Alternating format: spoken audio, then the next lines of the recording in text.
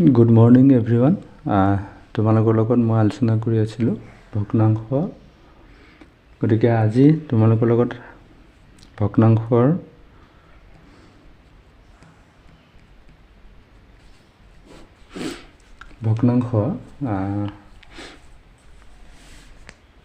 পাঠটো আলোচনা কৰিম। গতিকে ভিডিঅ'টো তোমালোকে শেষলৈকে চাবা আৰু যদি এতিয়ালৈকে চেনেলটো ছাবস্ক্ৰাইব কৰা নাই চেনেলটো ছাবস্ক্ৰাইব কৰি ল'বা। আজি আমি শিকিম প্ৰকৃত ভগ্নাংশ আৰু অপ্ৰকৃত ভগ্নাংশ আৰু সমতুল্য ভগ্নাংশ। প্ৰকৃত ভগ্নাংশ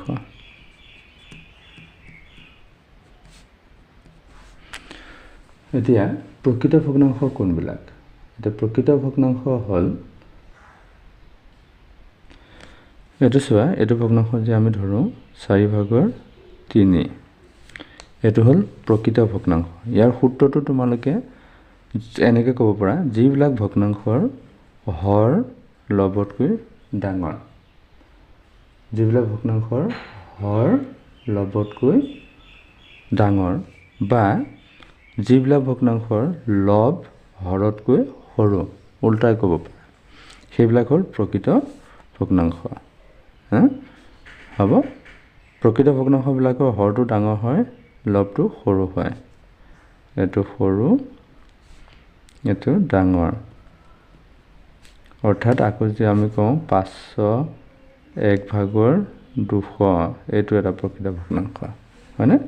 তাৰ হৰটো ডাঙৰ হয়, লবটো সৰু হয়। অৰ্থাৎ যিবোৰ ভগ্নাংশৰ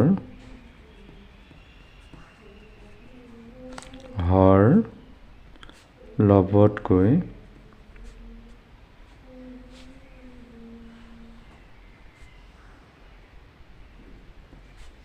ডাঙৰ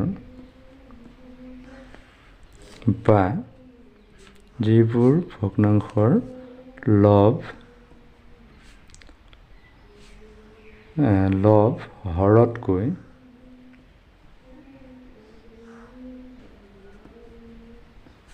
সৰু, সেইবোৰ ভগ্নাংশক প্ৰকৃত ভগ্নাংশ বোলে। এইটো তোমালোকে যদি বুজি পোৱা তেতিয়াহ'লে সূত্ৰটো তোমালোকৰ শিকিবলৈ সহজ হ'ব। গতিকে প্ৰকৃত ভগ্নাংশটো নিশ্চয়কৈ তোমালোকে বুজি পাইছা, তলৰটো ডাঙৰ ওপৰটো সৰু। হ'ব, এতিয়া আমি আহিলোঁ অপ্ৰকৃত ভগ্নাংশ।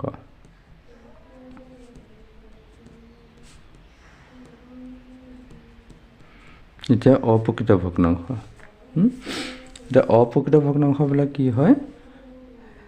প্ৰকৃত ভগ্নাংশৰ অপজিটটো, অৰ্থাৎ এইটো যদি আমি 4 দিওঁ, এইটো যদি 5 হয়, অৰ্থাৎ হৰটো লবতকৈ সৰু, হৰটো লবতকৈ সৰু, এইবিলাক হ'ল অপ্ৰকৃত ভগ্নাংশ। এইটো সৰু হয়, এইটো ডাঙৰ। অৰ্থাৎ ইয়াৰ সূত্ৰটো আমি যদি লিখোঁ তেতিয়া কেনেকৈ লিখিম? যিবোৰ ভগ্নাংশৰ হৰ লবতকৈ হৰটো লবতকৈ সৰু বা কি লব হৰতকৈ ডাঙৰ, লব হৰতকৈ ডাঙৰ, সেইবোৰ ভগ্নাংশক অপ্ৰকৃত ভগ্নাংশ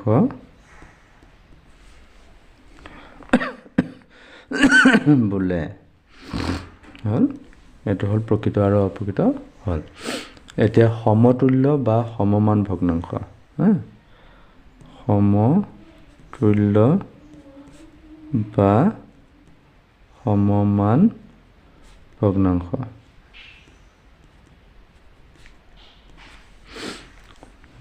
সমতুল্য বা সমমান ভগ্নাংশ। এতিয়া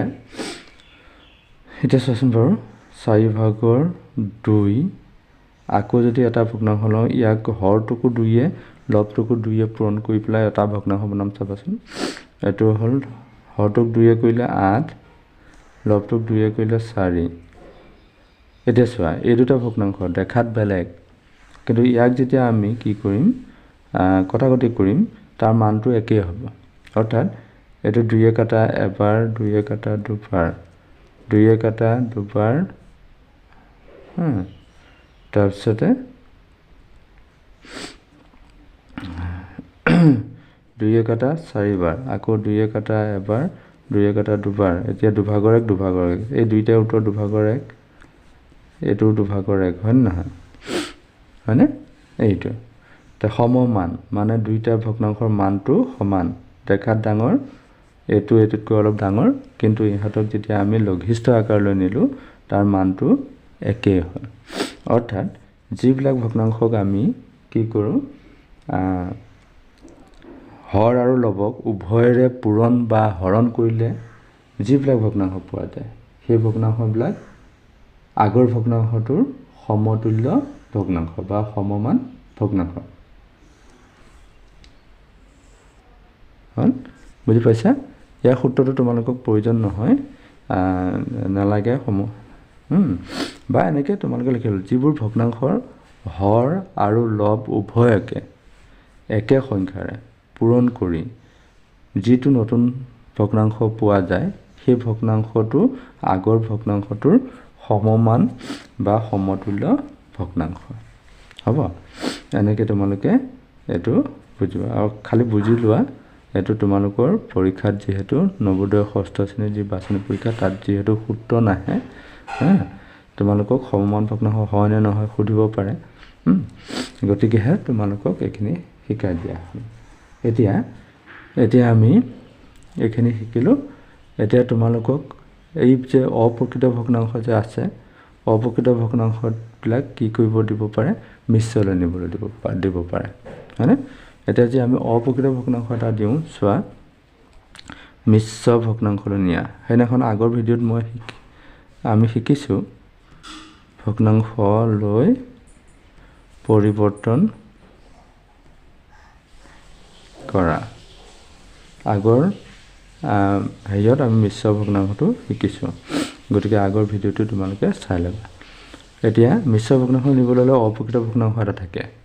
অপ্ৰকৃত ভগ্নাংশ ধৰিলোঁ যেনিবা 25/70 দিছে। এইটো আমি কিহত নিম, মিশ্ৰত নিম।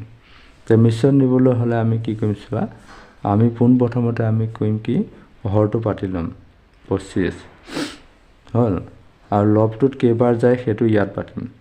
25 × 2 = 50, 25 × 3 = 75, গতিকে দুবাৰ যাব, হ'ল, তাৰপিছত 20 ৰ'ব। সেইটো ৰোৱাটো আমি লব হিচাপে পাতিম, আৰু হৰটো হৰে থাকিব, যেইবাৰ যায় আমি পাতিম এইখিনি কিনাত পূৰ্ণ সংখ্যা হিচাপে, হ'ল। আৰু এইটো এতিয়া আমি কটাকটি কৰি সৰু কৰি থ'ব পাৰোঁ, এইটো 5 4বাৰ, 5 5বাৰ, অৰ্থাৎ 2/5 এইটো হ'ল মিশ্ৰ ভগ্নাংশ, হৈ গ'ল, হ'ব। মিশ্ৰ ভগ্নাংশ নিয়া আমি পদ্ধতিটো বুজি পাইছোঁনে? আৰু এটা কৰিম চাবা, মিশ্ৰ ভগ্নাংশ নিলা সৰু এটা শিকাই দিছোঁ, 12/37 এইটো চোৱা, আমি কৰিম কি, হৰটো পাতি ল'ম, তাৰপিছত 12/37 কেইবাৰ যায় আমি হৰণ কৰিম, গতিকে 3/12 আৰু 1 এটা ৰ'ব, এইটো 3/12 আৰু 1 এটা ৰ'ল, এইটো 3/12 অৰ্থাৎ আমি কি কৰিম, হৰটো পাতি ল'ম, তাৰপিছত লবটোত কেইবাৰ যায়তো আমি এইটো পূৰ্ণ সংখ্যা হিচাপে আগত পাতিম, আৰু যিমান বাকী ৰয় সেইটো লব হিচাপে পাতিম। অৰ্থাৎ 3/37 1 37, অৰ্থাৎ 12/37 37। গতিকে এইটো আমি গম পালোঁ, মিশ্ৰ ভগ্নাংশলৈ পৰিৱৰ্তন কৰাটো আমি এতিয়া গম পালোঁ। হ'ব, গতিকে আজি আমি ভিডিঅ'টো ইমানতে সামৰণি মাৰিম। আকৌ পৰৱৰ্তী সময়ত তোমালোকৰ কাৰণে পিছৰখিনি আলোচনা কৰিম। গতিকে আজিলৈ আহোঁ, বাই বাই।